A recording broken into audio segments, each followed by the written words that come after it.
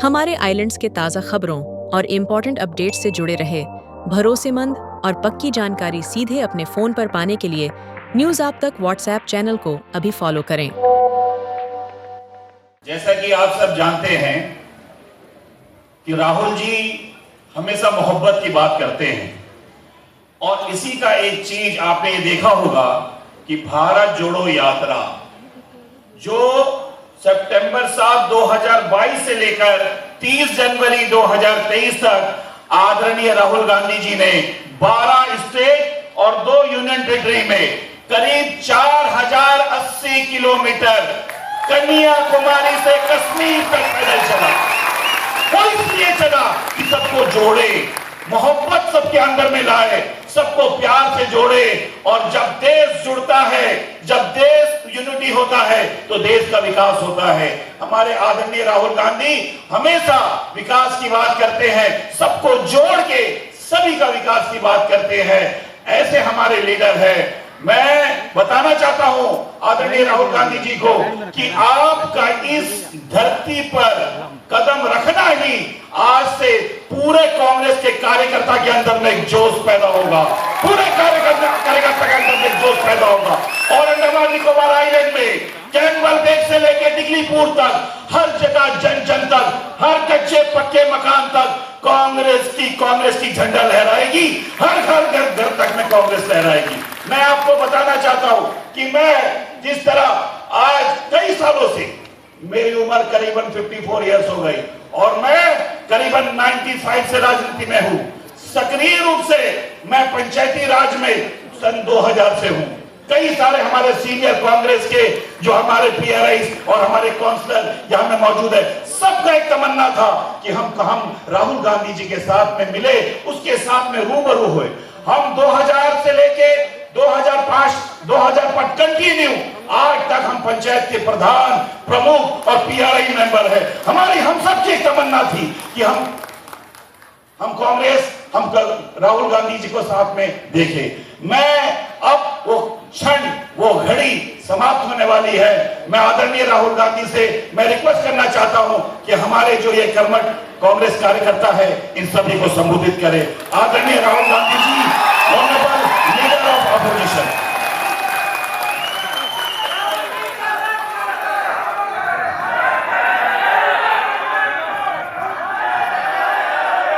Manik Tagore ji, Ranglal Haldar ji, Bhaskar ji, doctor Vikrant Bhuria ji, stage पे वरिष्ठ नेता, इलेक्टेड रिप्रेजेंटेटिव्स, पार्टी के कार्यकर्ता भाई और बहनों, आप सबका यहाँ बहुत बहुत स्वागत।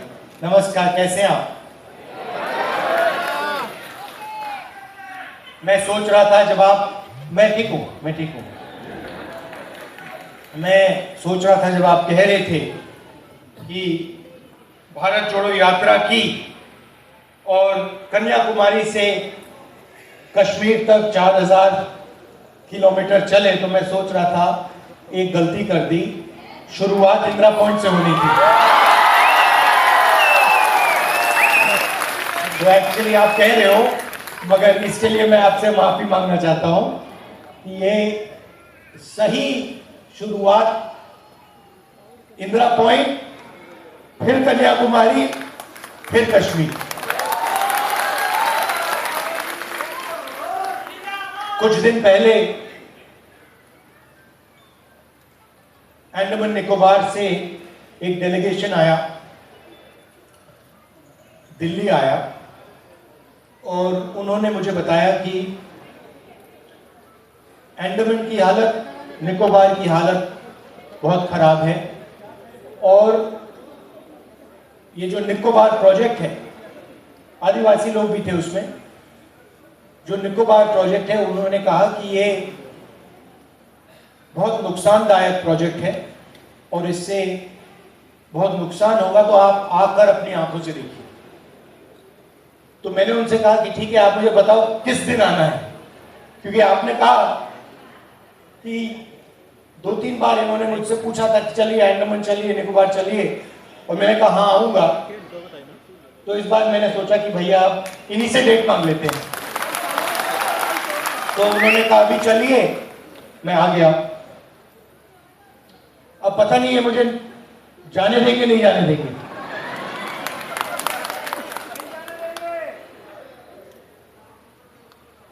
क्योंकि जब चोर घर में चोरी कर रहा होता है तो किसी को अंदर थोड़ी आने देता है। तो अंडमान निकोबार में राजा बैठा रखा है, 10 साल से है। टर्म कितने साल की होती है? 2 साल की होती है, 3 साल की होती है। तो दोस्ती है अमित शाह जी के साथ, मोदी जी के साथ तो बैठा रखा है। जैसे पहले राजा महाराजा हुआ करते थे, जो भी करना चाहते थे कर लेते थे। सुना है यहाँ के चीफ सेक्रेटरी ने महिला पर सेक्सुअल असॉल्ट किया और वो बेल पे घूम रहे हैं।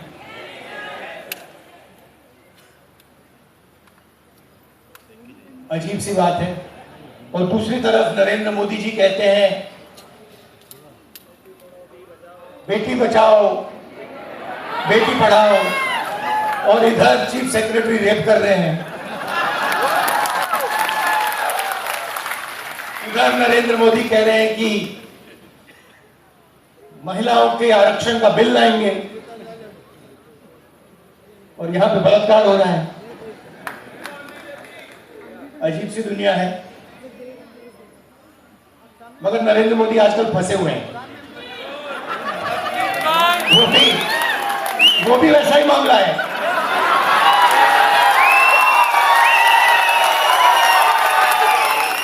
वो डोनाल्ड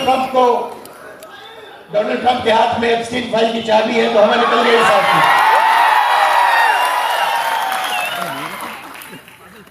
वो डोनाल्ड ट्रंप भी जानता है, पूरा देश जानता है। देखिए, एक एप्स्टीन फाइल है और दूसरा अदानी है। अब अदानी जी भी यहाँ अंडमान निकोबार में घूम रहे हैं, आपकी जमीन लेने की कोशिश कर रहे हैं। फिर कहेंगे देखिए हमने कितना विकास किया, कितना डेवलपमेंट हुआ। तो वो डोनाल्ड ट्रंप ये भी बात समझ गया है कि असली कंपनी का असली नाम अदानी नहीं है, कंपनी का असली नाम मोदानी है। तो उसके बाद पता लग गई, उसने गला पकड़ लिया प्रधानमंत्री का। पब्लिकली कहता है कि जब भी मैं चाहूंगा मैं प्रधानमंत्री को, हिंदुस्तान के प्रधानमंत्री के करियर को खत्म कर दूंगा। 24 घंटा मजाक उड़ाता है, गाली लगाता है, और हमारे प्रधानमंत्री कुछ नहीं कहते। कॉम्प्रोमाइज तो है, सरेंडर हो गए, कॉम्प्रोमाइज हो गए। अब देखिए डोनाल्ड ट्रंप कहता है कि जब मैं प्रधानमंत्री को, हिंदुस्तान के प्रधानमंत्री को फोन करता हूं, वो फोन उठाते कहते हैं यस सर।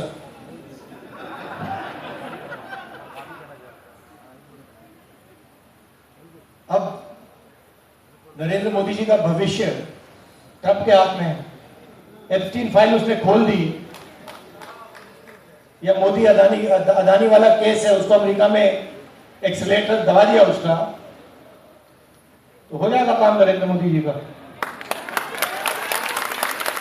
तो ये चल रहा है। उधर डोनाल्ड ट्रंप ने नरेंद्र मोदी को कंट्रोल कर रखा है, और यहां पे अमित शाह ने और नरेंद्र मोदी ने आपके एलजी को कंट्रोल कर रखा है। प्लेन बनी हुई है। मगर हिंदुस्तान का कॉन्स्टिट्यूशन कहता है कि ये देश लोकतंत्र देश है, और इसमें सब लोग एक समान हैं, और सब लोगों की रक्षा होनी चाहिए। और मैं यहां 1 घंटे से हूं, 2 घंटे से हूं, और मुझे साफ दिख गया है कि आपके साथ जबरदस्त अन्याय होगा, बहुत ज्यादा अन्याय होगा। पीने का पानी नहीं है, आपको डीम्ड यूनिवर्सिटी का वायदा किया। आपने देखा होगा मैंने पार्लियामेंट में भाषण में कहा था कि वो जादूगर की कहानी बताई थी, वो स्पीकर ने कहा जादूगर के बारे में मत बोलो। मैंने नरेंद्र मोदी का नाम ही नहीं लिया, मैं जादूगर की बात कर रहा था। अब स्पीकर को लग रहा है कि भैया अगर मैं जादूगर की बात कर रहा हूं तो नरेंद्र मोदी की बात कर रहा हूं, और जादूगर फेल हो गया। वो मैंने बताया, वो पकड़ लिया उसको, बच्चे हंस रहे थे। तो यहां हो रहा है, मगर नुकसान आपका है। नरेंद्र मोदी जी ने डीम्ड यूनिवर्सिटी का जादू किया, अब निकोबार में जादू होने वाला है। मगर आपको क्या चीज, किस चीजों की जरूरत है? आपको शिक्षा की जरूरत है, आपको पीने का पानी की जरूरत है, आपको इंफ्रास्ट्रक्चर की जरूरत है, और सस्टेनेबल टूरिज्म की जरूरत है। मतलब सस्टेनेबल टूरिज्म मतलब वो टूरिज्म जिससे आपको फायदा हो, वो वाला टूरिज्म नहीं जिससे अदानी जी को फायदा हो और आपको सब नुकसान हो जाए। दुख की बात है कि मैं आपको बताऊं तो ये बीजेपी में, नरेंद्र मोदी में ये समझ ही नहीं है, कल्चर ही नहीं है। उस बात को समझ ही नहीं सकते, पहुंच नहीं सकते इस लेवल पर, क्योंकि उनके लिए दो ही चीज जरूरी है, एक धन और दूसरी सत्ता।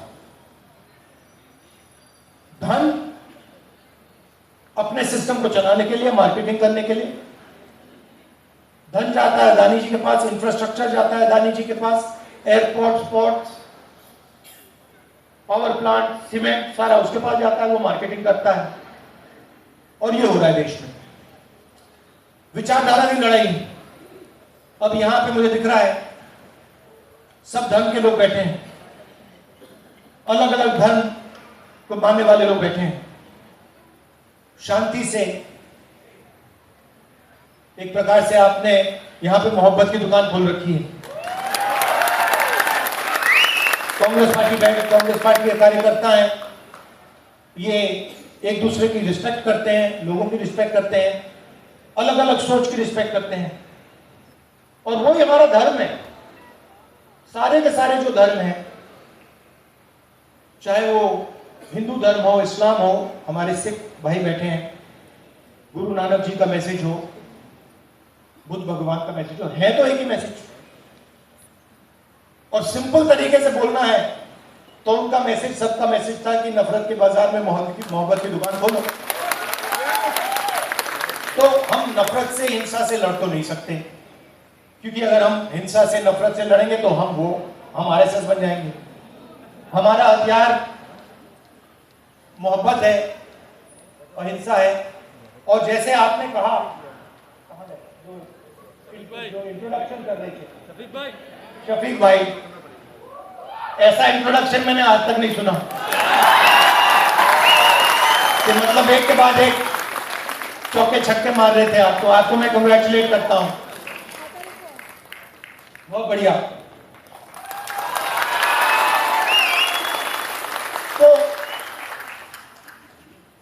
तो हमारा काम लोगों को जोड़ने का है,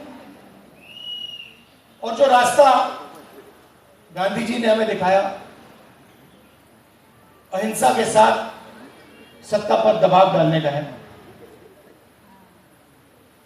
जो भी आप मुझसे चाहते हैं, चाहे आप पार्लियामेंट में अपना कोई मुद्दा उठाना चाहते हैं, या मुझे यहां अंडमान निकोबार में बुलाना चाहते हैं, मेरी मदद चाहते हैं, तो मैं आपकी मदद करने के लिए तैयार हूं।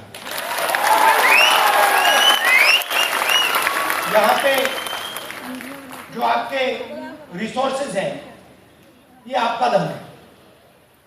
ये जो नेचुरल ब्यूटी है, जो समुद्र है, ये आपका धन है, और इससे आप एक प्रकार से, ये आपके एसेट है, और इससे आपको, आपके परिवारों को फायदा मिलना चाहिए, और आपके भविष्य में इन एसेट से आपकी प्रोटेक्शन होनी चाहिए। ये हमारी सोच है। कांग्रेस पार्टी के जो हमारे कार्यकर्ता हैं, मैं कहता रहता हूं कि रात को, आपको पता नहीं मालूम है नहीं मालूम, मुझे मालूम है, रात को नरेंद्र मोदी सोता नहीं है। वो कभी इधर घूमता है, कभी उधर घूमता है, कभी इधर घूमता है, कभी उधर घूमता है, क्योंकि वो जानता है कि भैया एक ना एक दिन ये कांग्रेस के जो बब्बर शेर कार्यकर्ता है पकड़ लेंगे। और आप एक बात समझो, और आपको देखने को मिलेगा,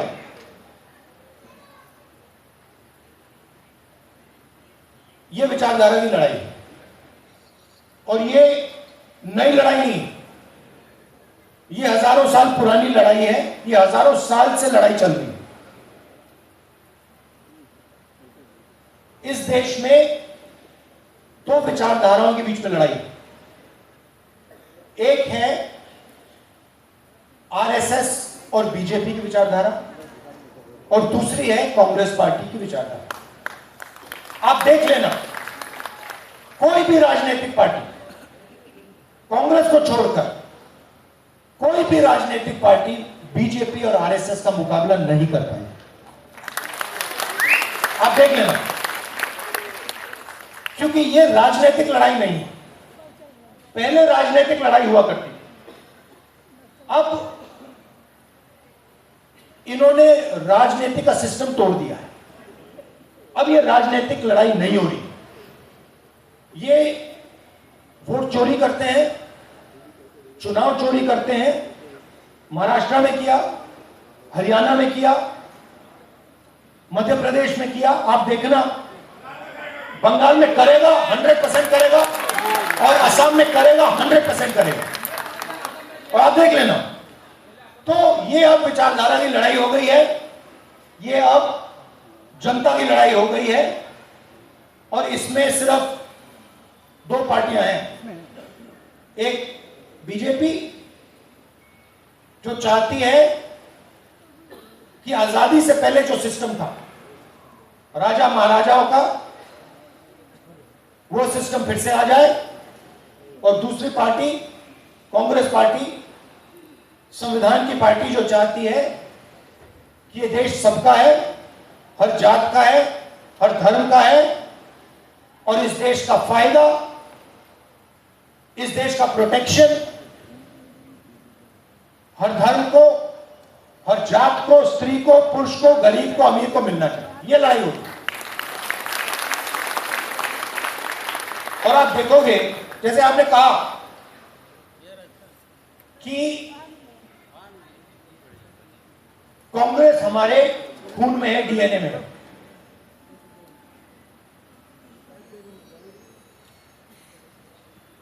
कांग्रेस की विचारधारा आप सबके खून में, डीएनए में है।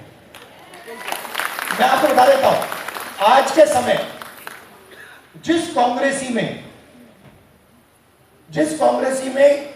कांग्रेस पार्टी की विचारधारा,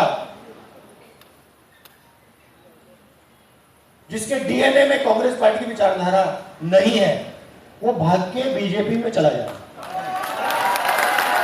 और मैं चाहता हूं कि सारे के सारे जो है ना, ये निकल जाए यहां से, तो बीजेपी चलेगा, क्योंकि नया पानी अंदर आएगा। और जो सच्चा पानी है, जो साफ पानी है कांग्रेस पार्टी का, जो हमारे कार्यकर्ताओं में जो सच्चे कार्यकर्ता हैं, उनको मजबूती मिलेगी। तो जब मुझे कोई कहता है कि भैया जैसे ओहो वो बीजेपी में जा रहा है, मैं कहता हूं बहुत बढ़िया, उठा के फेंको पहले। तो डरने की कोई जरूरत नहीं है, ये विचारधारा की लड़ाई है। यही लड़ाई अंबेडकर जी, गांधी जी, सरदार पटेल, सुभाष चंद्र बोस, गुरु नानक जी, बुद्ध भगवान, नारायण गुरु जी, फूले जी, यही लड़ाई ये सब लड़ रहे थे। इन सब ने यही कहा था। हमारे सिख भाई बैठे हुए हैं, गुरु नानक जी ने यही कहा था कि सत्य के रास्ते पे चलो, हिंसा को छोड़ो, भाईचारे और प्यार से काम करो। वही इस देश की नींव है, वही इस देश की फाउंडेशन है, और आप सब लोग उस सोच की रक्षा कर रहे हो। मैं दिल से आपका धन्यवाद करना चाहता हूं। और कभी दूसरी भारत छोड़ो यात्रा होगी तो फिर यहां से शुरू होगी। आप सबका बहुत बहुत धन्यवाद। और याद रखिए, मैंने गलती की है, 2 बार मैं आपसे माफी मांगूंगा। पहली बार भारत छोड़ो यात्रा वाली माफी, दूसरी बार कि मुझे यहां पहले आ जाना चाहिए। ये मेरी गलती है, मेरी गलती है। मैं यहाँ पापा के साथ आया था, मम्मी के साथ, बहन के साथ आया था। शायद 20 साल हो गए, 2000 में भी आया था। तो गलती हो गई कि मैं जल्दी नहीं आया। इस गलती को मैं पूरी तरह सुधारने वाला हूं। इस वेलकम के लिए, प्यार भरे वेलकम के लिए आप सबको बहुत बहुत धन्यवाद। Love you all, thank you. हर गहने में छुपी होती है एक कहानी और हर कहानी को बनाता है खास। श्री राजेश्वरी ज्वेलरी।